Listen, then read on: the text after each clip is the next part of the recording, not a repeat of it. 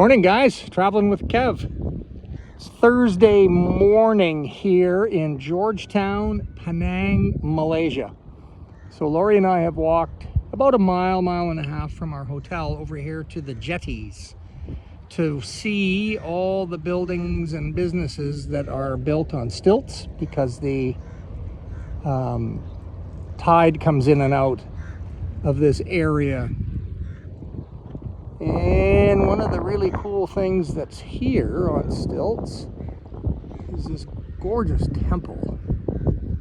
We were going to walk over to it, but we've got a lot of walking to do to complete today's adventure, so we're kind of picking our battles. So our hotel is in behind that tallest building in the island of Penang, and Laurie and I are going to go to the top of it for sunset tonight. And then in behind it is a market where we're going to go listen to a live band. So stay tuned for some interesting footage from today. So we've made our way up the road to Chu Jetty, which is a big long jetty out into the ocean that is all shops and stores. It's a tourist attraction, of course, and there's all sorts of interesting things to see, as well as some residences. A lot of people live here out on the water, and these floating homes are very, very cool.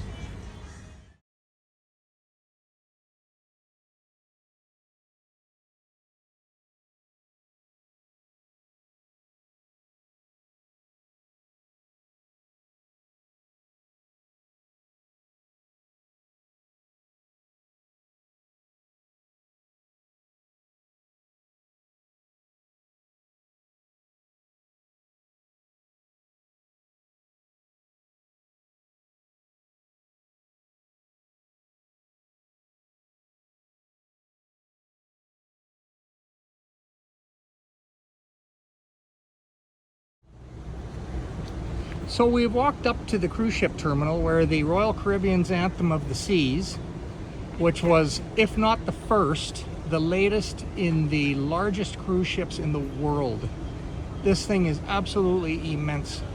And the interesting thing is it's on a 3-day itinerary between Singapore and here. So it left Singapore yesterday, got here today for the day, and turns around and goes back to Singapore. So they've got really the world's largest cruise ship running back and forth between Singapore and Georgetown, where I am, which is really strange.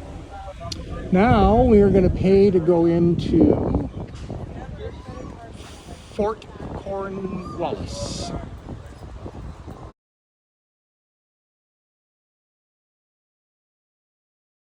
So it turns out they wouldn't take cash to go in here, only credit cards, and I didn't feel like using it in a little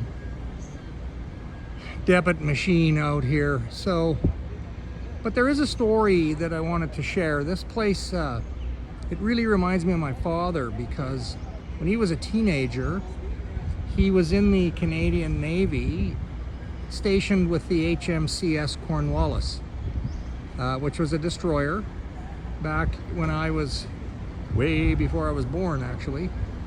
And his Navy uniform he kept, and we had for years and years and years, and Dad would let me use it when I was a small teenager for Halloween. And I don't know what became of that Navy uniform. It'd be interesting to know if it was in one of the boxes that I have under my kitchen. So I may take a look when I get home. So we got permission to walk in here up nice and close so I could shoot this video of the Anthem of the Seas, because she is about as big as they get.